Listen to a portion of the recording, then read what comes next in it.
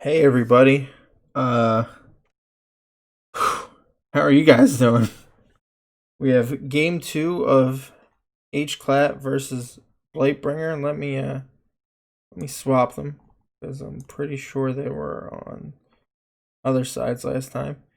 I just want to lead off by saying this lead matchup right here gives me a lot of hope that we are not in for the same thing we were last game. And that's all.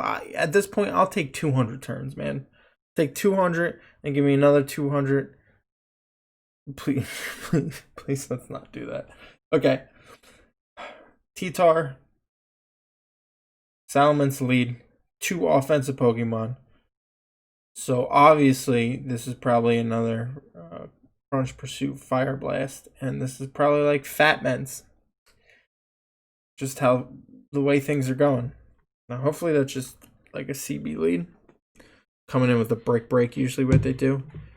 Hence why you saw Blight hard go Gengar, because the most two common options there are going to be brick break and EQ. Usually, you're only staying in if you have brick break, because I think that's the only one that kills. I don't think CB EQ is going to kill the standard Leotard, but it's Fire Blast, so that looks like it was a lead mix into a mixed T-Tar. So two mix right off the bat.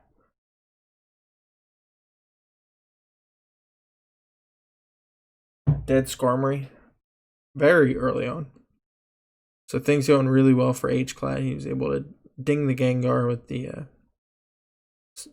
supposedly lead mix mens, or probably lead mix mens. Gets to bring the Zapdos in. That's a big special up, actually, or special up attack up for Metagross. If I'm him, I just mash again.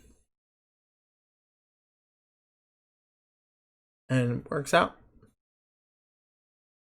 And so he gets to pretty much kill the Zapdos for somewhat free. 40% of the Metagross is obviously pretty big, but great great slam with the brick break.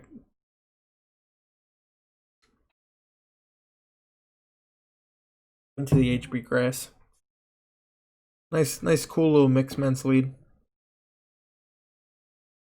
Hclat really has the momentum right now, even with the Zapdos going down to the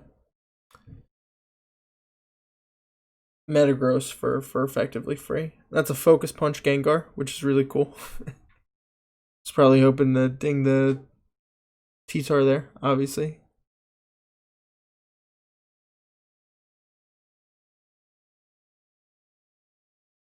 And we'll see what set this T-Tar is, if it's got Pursuit on it too. Yeah, Hclat a big fan of Pursuit for dealing with Gengar in the series so far.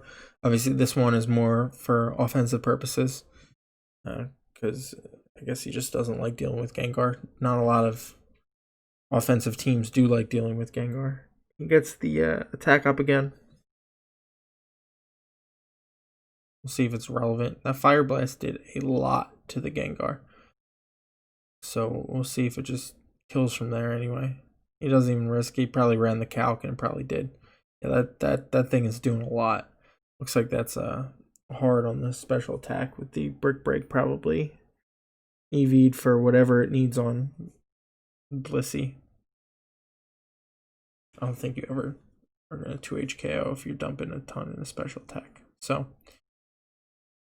whatever he needs to make him feel comfortable about that matchup.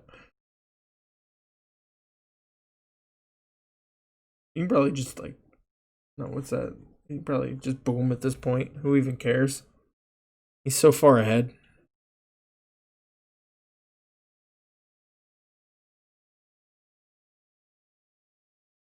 And he just goes for the Earthquake, which, I mean, effectively works out to be the same, assuming there's no crit.